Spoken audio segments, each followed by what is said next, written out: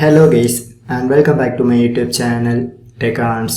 So today I get the following error notification after I tried to install the Valorant in second time, and it shows installing Riot Vanguard. Riot Vanguard is Riot's all new anti-cheat system and is required to play Valorant. So after installation, a reboot of your computer will be necessary. So how to fix this issue? So very simple method is, first of all, force close this Riot client process from your task manager.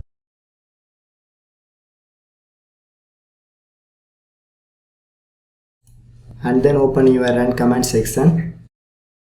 So here you can type services.msc and then hit to enter. And it shows me all Windows services. So I try to locate the service name called VGC and click to open it. So now you can change the startup type to automatic and then click to start the service. So after the service is started, and click to save these changes. So once you done these processes, just close all the windows and then open your local disk C.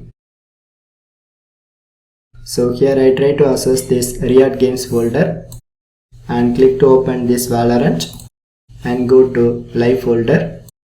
So here you can click to access this shooter game folder and go to binaries and open this Win64 folder, and finally you can locate this Valorant setup file and simply right click on it and then go to properties. So here you can select this compatibility tab. So finally you can click to enable this following two options, and the one is disable full screen optimizations and the second one is run this program as an administrator. So once you select it, and then click to save these changes. And finally one more time I try to access that Valorant.